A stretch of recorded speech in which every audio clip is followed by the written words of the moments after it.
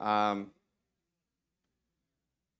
going to blame it all on the sound guys. One of them told me we were 5 minutes behind schedule, and the other one walked by and said, he says, so start in about 5. Then the other one walks by and says, start whenever you want, you're already late. So I don't know which it is, but it doesn't matter. But it really bothered me yesterday after I finished talking. I had not harassed the sound guys once during.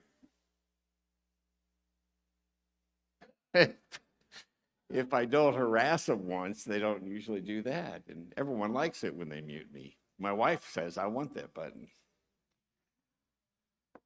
So today, I had a different presentation originally, but you guys never got to see the title of it. So that's good. You don't know that I've swapped them, except that I just told you. Today, I'm going to talk about some guys. And actually, I use some of the same scriptures I used yesterday, but it's okay. It won't hurt us to look at a couple of those same scriptures again. I want to talk about guys that are frequently called strangers or Gentiles in the scriptures. Sometimes these words are translated differently. But when we see the English word stranger or Gentile, sometimes we've got some baggage associated with those. Sometimes we have some misunderstanding. The words are not that complex. So we're going to talk about them today, and we're going to see who these guys are. We're going to find out who they are and ask the question, or we're going to look at the question. We're going to look at the answer. We're going to find the answer for the question. Are the covenants exclusive of them? In other words, are they outside the covenants? Is God not working with these people?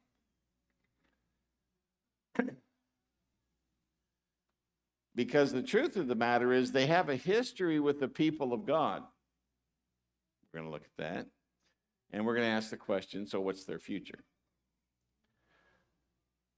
So who are these guys, strangers and Gentiles? When the descendants of Abraham left Egypt, they were not alone. Remember the mixed multitude, right? Non-Israelites were always there. They were around and they were amongst Israel. Non-Israelites. Exodus 12:37. Now the sons of Israel journeyed from Ramses to Succoth. About 600,000 men on foot, aside from children. A mixed multitude also went up with them, along with flocks and herds and a very large number of livestock. Well, this mixed multitude was not the sons of Israel. They're delineated differently here. These were people from other nations. Remember, Israel came out of slavery, and there were a bunch of other people with them, including Egyptians, but people from other nations. The Egyptians didn't just have Israeli slaves. They went with them. A bunch of Egyptians went with them. So we're going to talk about these two guys. I'm not sure which one's the stranger and which one's the Gentile. Maybe that'll become plain later. I think I separated them. But the mixed multitudes were non-Israelites. We talked about that. And the words most commonly used in Hebrew for these non-Israelites are ger and goy. Ger and goy. These are the Hebrew words. So we're going to look at what those words mean. We're going to see how they're used in the scripture. And then who are these guys and what is their future? So let's start with the ger, obviously the tall, skinny one. Ger sounds like care, ger, as I'm saying it, versus jur. And what it is, it's a noun. It means a sojourner, an alien, a stranger, someone who's ain't from around here. The word indicates in general anyone who is not a native to a given land or among a given people. And that's the important part, because I'm not a stranger in Texas. No, unfortunately, the sound crew's not paying attention because that was a straight line for them. But if I go to Arkansas, I am a stranger. I'm not as strange as they are, but I'm a stranger. And that was an Arkansas joke. But I'm not from Arkansas. I'm from Texas. So in Texas, I'm not a stranger. That's what it means. It's anyone who is not a native to a given land or among a given people. The word's used most often to describe strangers or sojourners in Israel. That's how it's used most often, not exclusively, as we'll see, who were not native-born Israelites. They were temporary dwellers, or they were newcomers, or they were long-term dwellers. But they weren't Israelites. They were from somewhere else. So in the King James, ger, well, both the King James translation or version and the New American Standard Version, we run across this word 92 times. And the King James is pretty consistent with it being called a stranger. In the NASB, they're aliens or strangers are the common ones. But you get the gist. It's pretty simple. Strangers, aliens, people from somewhere else, not local boys. Now the goy,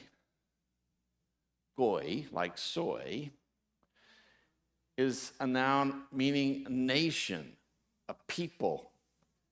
Gentiles is a common English translation of it.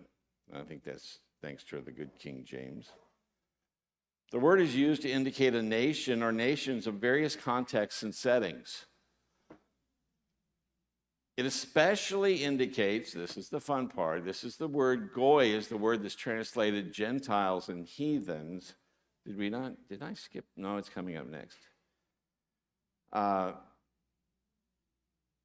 It especially indicates the offspring of Abraham that God made into a goy, a nation, and thereby set the stage for Israel's appearance in history as a nation. This noun's used for nations other than Israel as well, pagan, Gentile, and heathen nations. So when we go over to what goy is like, in King James, it's used 558 times. Most of those is nation, but there's 143 of them as heathen. Heathen. And that's where it tends to kind of flavor our concept of this word and how it's used. It's used, also translated as Gentiles and people. In the NASB, New American Standard Bible, the vast majority of it's nations. A more modern translation, the NASB or version from the 90s. So, interesting thing about Hebrew is Hebrew has about 8,200 words that are commonly used. And like 80% of them are used in the Bible. But 8,200 words. English has 171,000 commonly used words. That's not the complete list of English words. That's just ones in usage. So you can see the difference in how you're going to get sometimes a lot of English words for a given Hebrew word. And a given Hebrew word, in its context, changes its meaning based on a number of things, tenses and settings, and what's the subject, and then it gets translated or used in that way. So we can get easily mixed up, but these two words are not that complex. So a ger, we looked at it, it's used most frequently as a stranger or a foreigner, on occasion as an alien. A goy is almost exclusively a nation if we avoid some of the King James baggage, which is the Gentile 30 times and the heathen 143 times. Because what it does is that King James gives it a pretty kind of a negative overtone to this word goy or Gentile, and it's kind of wrong. So back to a ger. Now I don't think that's what Abraham looked like, but I'm not sure. Okay, but it was the best Abraham looked like I could find. In Genesis 23, it says, Abraham rose from before his dead and spoke to the sons of Heth, saying, I am a stranger, I am a ger, and a sojourner among you. Give me a burial site among you, that I may bury my dead out of my sight. He was in Israel, the land of Israel. It wasn't called Israel at the time. It's called Canaan. But he was a ger, a stranger, because he wasn't from around there. Remember, he was all the way from the other side of the Mesopotamia, down in modern-day Iraq. Israel, in Genesis 15, says, God said to Abram, know for certain that your descendants will be gers in a land that is not theirs. They'll be strangers in a land that's not theirs, where they will be enslaved and oppressed 400 years. So they were strangers in Egypt. They weren't from Egypt, so they were gers, strangers. Now that is what Moses looks like. Everyone knows that. Exodus 2, verse 21, Moses was content to live with the man, his father-in-law, and he gave Zipporah, his daughter, to Moses, and she bore him a son, and he called his name Gershom, for he said, I have been a ger in a foreign land, a stranger in a foreign land. And he was. He wasn't from there either. So another usage that we come across is those among Israel. Those that were among Israel.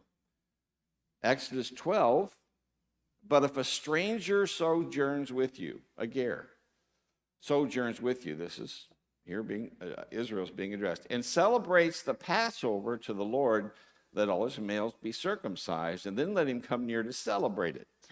And he shall be like a native of the land, but no uncircumcised person may eat it. The same law shall apply to the native as to the stranger who sojourns amongst you, the ger that sojourns amongst you. Now, that's in the context of the Passover. If the stranger was there and he wasn't going to keep the Passover, he didn't have to be circumcised. He was a stranger amongst Israel. But he didn't have to be circumcised. The only reason he had to be circumcised was just he wanted to participate full bore in the covenant and join into Israel as a circumcised covenant person, and then he could keep the Passover. But otherwise, he didn't have to be circumcised. The ger, the stranger, is even a part of the Sabbath commandment. The Sabbath is a blessing to the stranger. It says in Exodus, remember the Sabbath day to keep it holy. 6 days you shall labor, do all your work, but the seventh is the Sabbath to the Lord your God. In it you shall do no work. You, your son, your daughter, males, female servants, cattle, or the stranger, or the ger who's within your gates, within your towns, within your dwelling places, that's living there amongst you. The stranger who's living amongst you, he's not going to work either. He gets to keep the Sabbath too. A day off, unheard of in that time of history.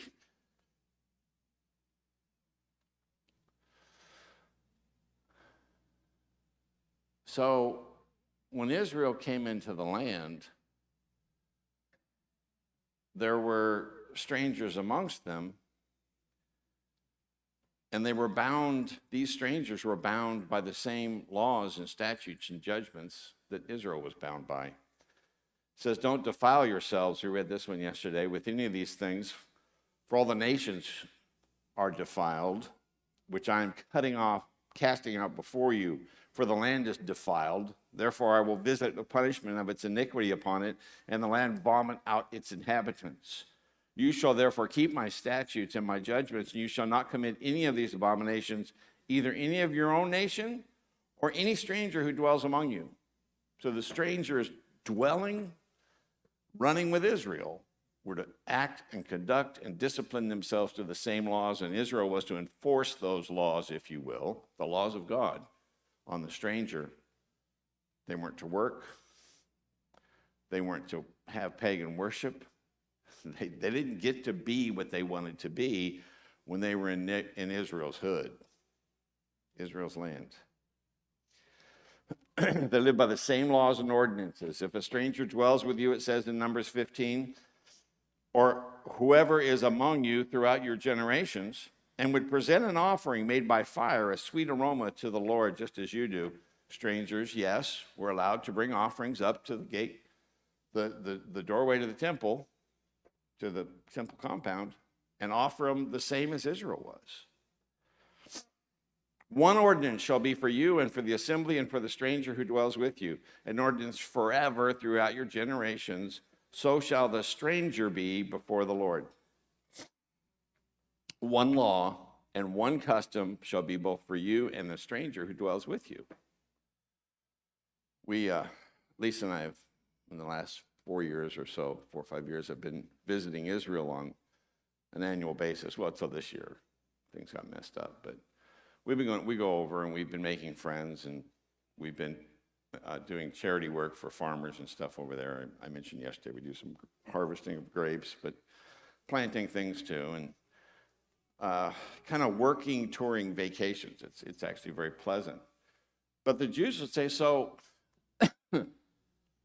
are you Jewish? No. And I'll answer to them, you guys got too many rules. I say, well, oh, so you're Christian? I'll say, no, I'm not a Christian either, because if Christianity would reject me as a Christian based on what I believe, okay? I'll just use one example. I'm not Trinitarian, okay? So I don't pass that litmus test. I also keep the Sabbath. Well, that causes a lot of Christians problems, and they'll say we're not Christians. So they'll say, what are you? And I say, well, I'm just a ger here amongst you to honor the same God and to live the same way. And I say, is that okay? And big old smiles. Of course that's okay. Why? Because God says we can. And they know these scriptures that we can. And look at what it says about the stranger at the feast. You'll observe the Feast of Tabernacles 7 days. Okay, we're doing that. When you have gathered from your threshing floor and from your winepress, you'll rejoice in your feast, you and your son, your daughter, your male, your servant, female servant, the Levite, and the stranger, the fatherless, and the widow who are within your gates. Look who the stranger's keeping company with. The Levite, the fatherless, the widow, and the stranger he is classified in with. So I tell the Jews, I say, you know, as a ger, you got to be nice to me. You know, like the fatherless, and they laugh and they nod and they understand. It's good to be a ger when you're in Israel, because God says, be nice.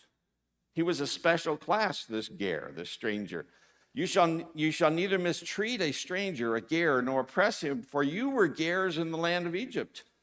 Deuteronomy 10. He administers justice for the fatherless, the widow, and loves the stranger. This is God talking about the stranger, giving him food and clothing. Therefore, love the stranger, for you were strangers in the land of Egypt.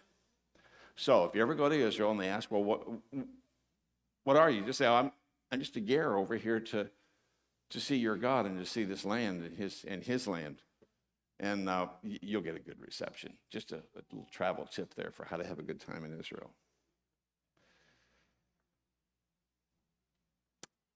Stranger was a cared for class. When you gather the grapes, it says in Deuteronomy 24, you shall not glean it afterwards. In other words, you don't go back and strip all the leftover ones. Because it shall be for the stranger, the fatherless, and the widow. Because the stranger was typically not a landowner. Even though there are cases in the law where strangers did end up owning Israeli property. But in the Jubilee years, it went back. So,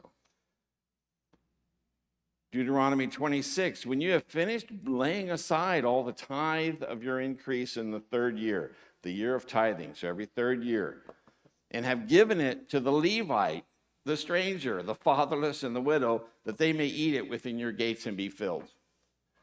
They were in that class of people in society that didn't have a full leg up, if you will, because they were from somewhere else. They were strangers.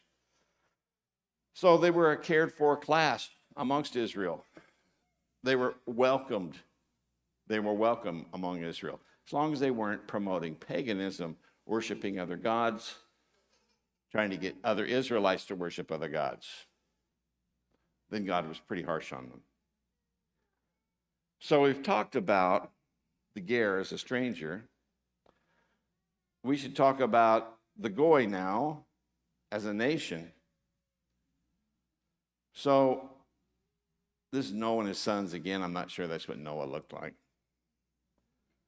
But it says of the descendants of Noah, the first use of this word goy, nation, or goyim, nations, plural, is here in Genesis 10 when it's talking about the descendants of Noah.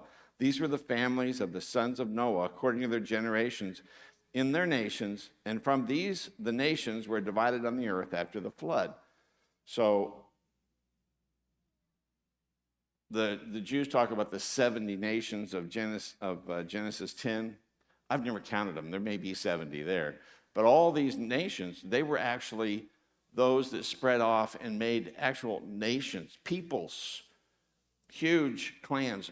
Jacob turned into quite a nation. Abraham's descendants became an entire nation of Israel, same as Noah's children. So here's a famous goy. We're back to Abraham. Now the Lord said to Abram, get out of your country, from your family, take from your father's house to a land I'll show you. I will make you a great goy. They didn't translate it heathen here. They translated it nation. I will bless you and make your name great, and you shall be a blessing. So Abraham became a goy. His people became the greatest one on the land. Many nations were to come. Many goyim were to come from Abraham. Genesis 17, Abram fell on his face, and God talked to him, saying, as for me, behold, my covenant is with you, and you shall be a father to many nations. No longer shall your name be called Abram, but you'll be Abraham, for I have made you a father of many goyim, many nations. I will make you exceedingly fruitful and make nations of you, and kings will come from you. So all these goyim were coming from Abraham and Noah. Jacob became a great nation. I said this already. I am God, it says in 46. This is not the joke again. But I am God, the God of your father. Do not fear to go down to Egypt, for I will make a great nation. Make you a great nation there. Jacob became a great goy, a nation. A company of them came from Jacob. God said, I am God the Almighty. Be fruitful, multiply a nation, and a company of nations shall proceed from you, and kings shall come from your body. So this word that gets translated Gentile and heathen is talking about a peoples, a nation of peoples. Israel was to be a holy goy. Now, therefore, if you will indeed obey my voice, keep my covenant, you shall be a special treasure to me above all people, which is why everyone wants to tear Israel down and tear the Jews down, because if there's ever something you would want said about you, there it is, right there. You'd want God saying, you will be to me a special people, a special treasure to me above all people. For all the earth is mine, and you shall be to me a kingdom of priests and the holy goy, a holy nation. These are the words which you shall speak to the children of Israel. So Israel was likewise a goy. But they would never translate Gentile in relation to Israel. Therefore, be careful to observe, because Israel was seen as such a great goy. Be careful to observe them, these commandments, for your wisdom, your understanding in the sight of the peoples who will hear all these statutes and say, surely this great goy is a wise and understanding people. For what great goy is there that God has so near to it as the Lord our God is to us, and for what reason we may be called, for whatever reason we may call upon him? And what great goy is there that has such statutes and righteous judgments as are in this law which I set before you this day? So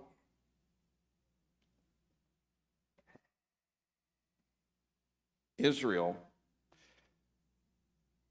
was a goy. Israel is a goy. But there was also the not Israel goys. That picture there is, by the way, where that's the wall in Jerusalem that they say oppresses the Palestinians. The neighborhood on the other side was, they had a lot of, during the Intifada days, they had a lot of terrorists coming into Jerusalem and killing Jews, blowing things up, burning things down. They built that wall. I think it's where the president got his idea. Put a wall in. Walls are good. They put that wall in and they dropped the terrorist incidents in Jerusalem by something like 90%. 90%. Dramatic change. Anyway, that's a side. So there were goys that were not Israel. He said in Exodus 34, "Behold, I make a covenant before all your people. I will do marvels such as have not been seen in all the earth, nor in any goy, and all the people among whom you are shall see the work of the Lord, for it is an awesome thing that I will do with you." So in here, this goy is referring to people who are not Israel. "I will cast out the goyim, the nations before you, and enlarge your borders. Neither will any man covet your land when you go up to appear before the Lord your God 3 times in a year." Go up to Jerusalem 3 times in a year. But he's casting out these nations, these non-Israel nations. So it's also not just used of Israel, it's used for non-Israel. The ones God cast out were defiled and abhorred.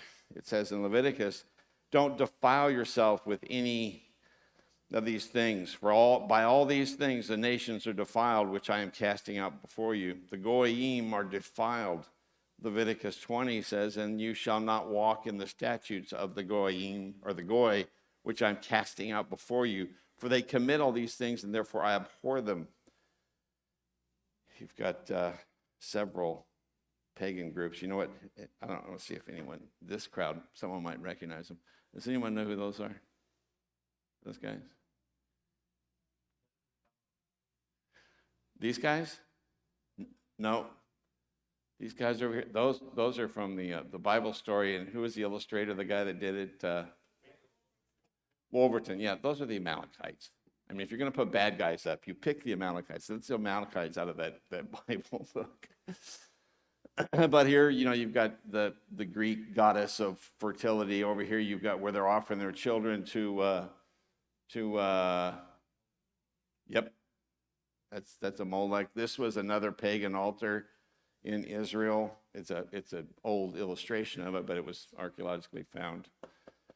These other goy were problem ones. And if one of you has a King James, I don't know if it calls them heathen there or not, but sometimes this is where, when it's talking about the pagan nature of nations, there's a lot of time where it's translated as heathen. The 7 nations that were under the ban, the 7 nations that Israel was to wipe out completely, to kill every man, woman, child, and beast, to utterly destroy, that they didn't do. But those 7 nations were goy. It says, Deuteronomy 20, "The women, the little ones, the livestock, all in the city, all its spoil, you'll plunder for yourself, and you shall eat the enemy's plunder, which the Lord your God gives you. Thus you shall do to all the cities which are very far from you, which are not of the cities of these goy." And the ones that are, what he's saying is, you can go plunder these far ones, but these 7 that are here, that's the context of the passage. "These cities, these peoples, which the Lord, the God, gives you as an inheritance, you shall let nothing that breathes remain alive." The 7 nations under the ban. The goys in this place, it's talking of non-Israelite nations, and actually the 7 nations to be obliterated. Nations far away, after all this, after all that God had said to them, I think we read some of these yesterday, God scatters Israel into the Goy that are far away, that are not Israel. He scatters them amongst the nations all around the globe. After this, if you don't obey me, but walk contrary to me, I will scatter you among the Goyim and draw out a sword after you. Your land shall be desolate, your cities laid waste. In Deuteronomy 4:27, and the Lord will scatter you among the peoples. You will be left few in number among the nations, among Goyim, where the Lord will drive you. And there you will serve gods, the work of men's hands, wood, stone, which neither see nor hear nor eat nor smell. So in this case, the nations being referred to are the bad guys, if you will. They're the ones that are godless or they're pagan. They're definitely not Israel, but it was where, when Israel broke covenant with God, it's where God drove them. Some of them, a remnant of them, a lot of them got wiped out. So what we've seen in usage is a gear as a stranger. It can be Israel or it cannot be Israel. And the Goy as a nation can be Israel and it can be not Israel. So the context drives what they're being talked about. If anyone ever comes up and says, oh, the Goyim mean this, say, well, what passage? Look for the context. Question for us still left is, what is their future? These strangers, these non-Israelites, these other nations. Well, their future starts with Israel's return. I have to give this advice to myself. And the sound But it crew is has got buttons to combined push. with the So, their future starts with Israel's future, Israel's return to God and to the land. And the strangers and the foreigners are tied into that. So it'll come to pass in Deuteronomy 30. Back to Deuteronomy 30. This is the second time I've quoted it, but two other people have quoted it already too. It's a good chapter.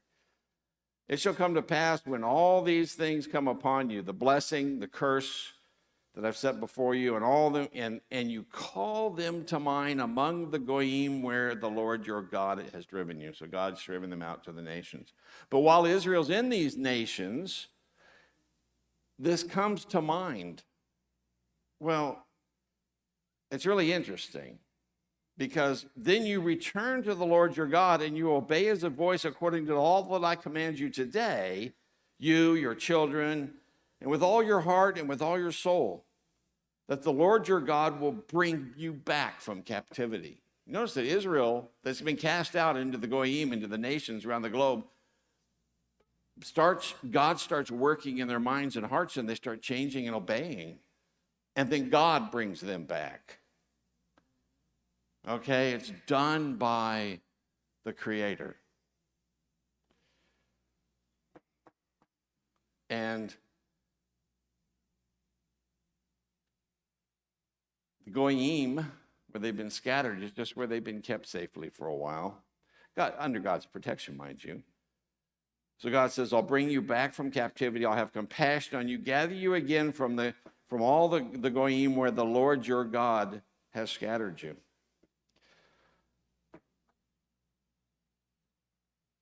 Again, in Ezekiel, some of the same.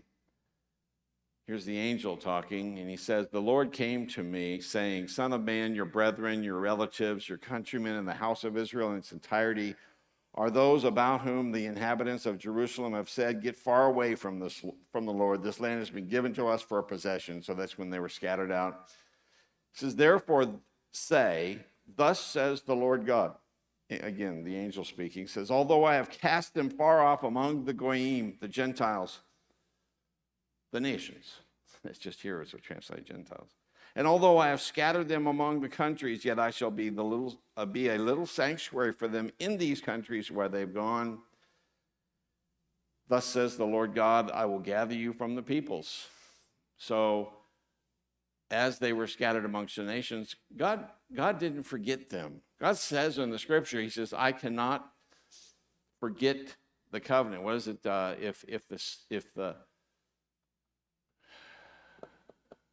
don't know if it was the sun rises or the moon or the stars, but surely that'll have to happen before he forgets his covenant with Israel. A little more from Ezekiel. Ezekiel 20, for on my holy mountain, on the mountain of Israel, declares the Lord, there the whole house of Israel, all of them, will serve me in the land. I'll accept them there. I will seek your contributions and the choicest of your gifts with all your holy things.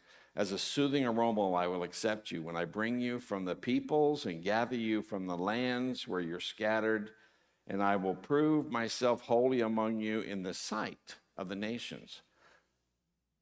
It's important to note that God values himself being proven as holy in the sight of the nations. As Ezekiel 36, I believe, where he says that he brings them back for the glory of his name. God's being honored and respected and known by the nations is important to him. It's okay to be a goyim, because we are. We're the nation of, well, most of us are Americans here. I don't know if there's other nations, but we're just goyim, and it's not a bad thing. Can be if we're pagan. Let's see. So, Israel, again, will not be alone, because the goyim and the goy all matter to God. In Isaiah 56, the wonderful chapter, he talks about the eunuch just above this one, but it says, the sons of the foreigner. Now, foreigner there is a different word, but it means very much the same thing. It just means like the stranger. You know, some people say, well, he's stranger than most. Okay, so that doesn't mean he's not necessarily from there. He's just kind of peculiar, He's different.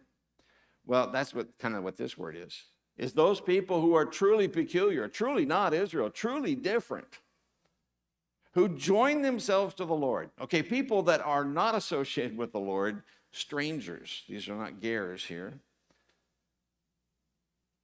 To serve him, to love him in the name of the Lord, to be his servants, everyone who keeps from defiling the Sabbath and holds fast my covenant, even them I will bring to my mountain, make them joyful in my house of prayer. Their burnt offerings and sacrifices will be accepted on my altar, for my house shall be called a house of prayer for all nations. Actually, nations there should be people, so it's the Hebrew word am there.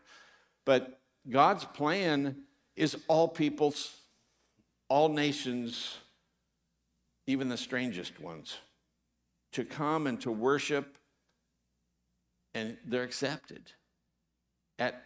To bring their sacrifices, to be where he is.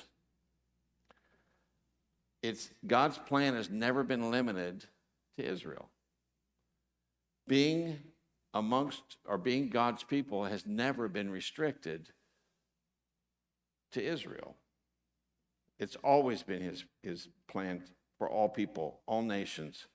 Sing for joy and be glad, it says in Zechariah 2.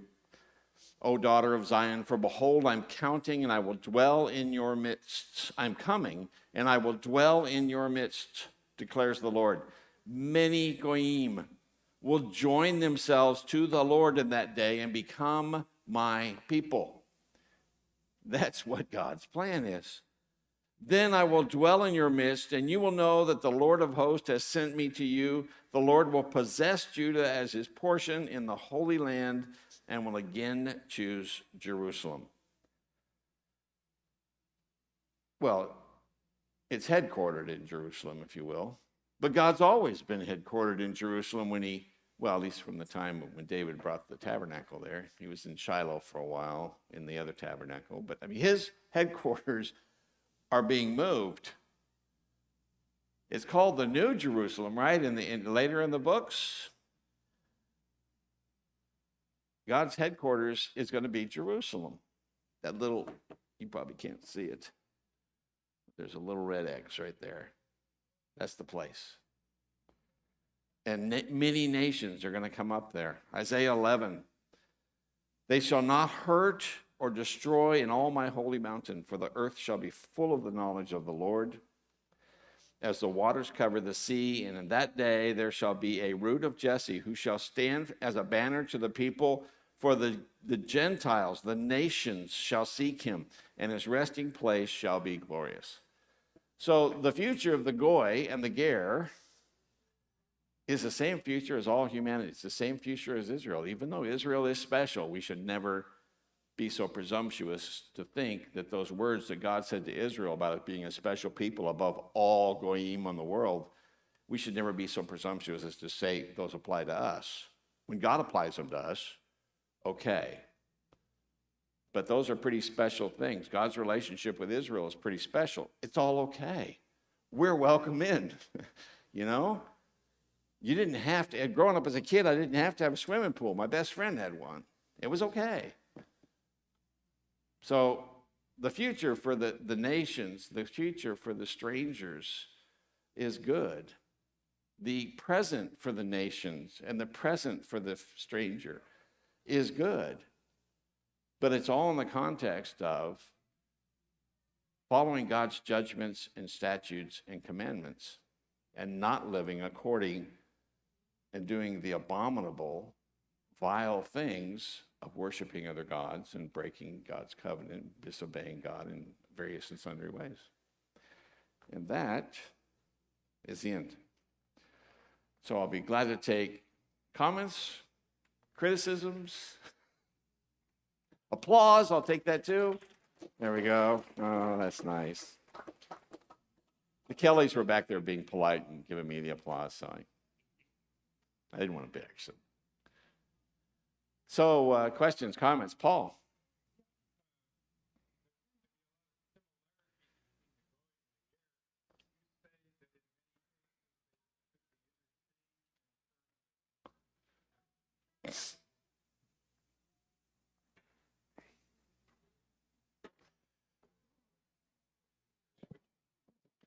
No, they got to push a button. There, we you're go. on. Go. Yeah, I'll repeat that. Uh-huh.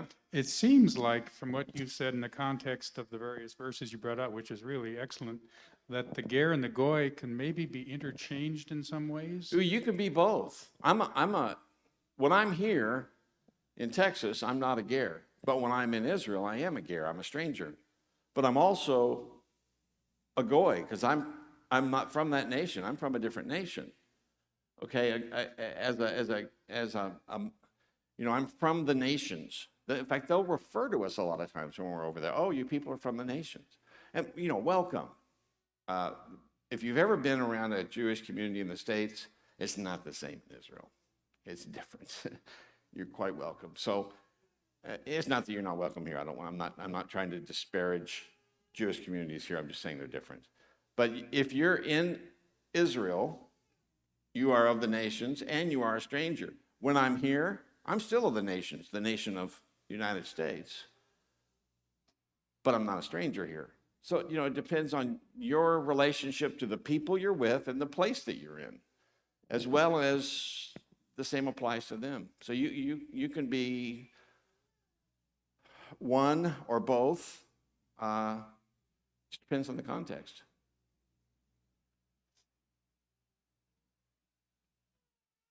Tim. Dan, have you considered the Jeremiah 31:31, where the new covenant is made with Israel and Judah exclusively? There's no mention of the ger or the goy, and that but yet nevertheless, like you said earlier, everybody can join in to God, but it seems like they're going to have to join in through Israel. Tim, you may not recall, but 20 years ago, he and I had an argument about going through Israel. And I don't remember who won the argument. Usually no one does. But the concept or the wording of going through anything to get to God, I used to be a Catholic, so I find it a little repulsive that I got to go through anything, right? But yet my Messiah is here I am looking for the word again. Who's the mediator? Thank you very much. And then I have to put others in there. What it says is and we just read that passage about attaching yourself to the Lord and to his keeping his covenant. Well, who's that covenant made with? Well, it's made with Israel. It's Israel's covenant. So, in a way, we're just talking semantics. We're definitely stepping into the world of Israel, God's chosen people. We don't have to be first to be blessed, right? The church theology that started in the first century of saying, well, God doesn't like Israel, especially after what happened in 70 AD. God doesn't like Israel. He has established a new people. That eventually got named replacement theology, but it basically says that Christians replace Israel. Not if you read the words in the Old Testament, the Christians never, and there's nothing in the New Testament either. Who did Christ say he came to? Well, the lost tribes of Israel is what he said. Okay, he never was starting a new religion. He was a Jew. He was of the religion of Abraham, Isaac, and Jacob. He never intended to start a new religion. That was a bunch of Greeks' ideas, because it was like, well, we can use this, especially now that it's the emperor's, come 300 or so. Now that it's the emperor's religion, we can change this up. This is a very long story, a very long answer, because I don't want to argue with Tim again. He's too good at it. So I wouldn't say through, but I would say that we join in. We become, or we enter into the same covenant that God's got with Israel. That's what I would say. Some other theologians here might argue with me. Questions? Comments? Time. We done. Thank you.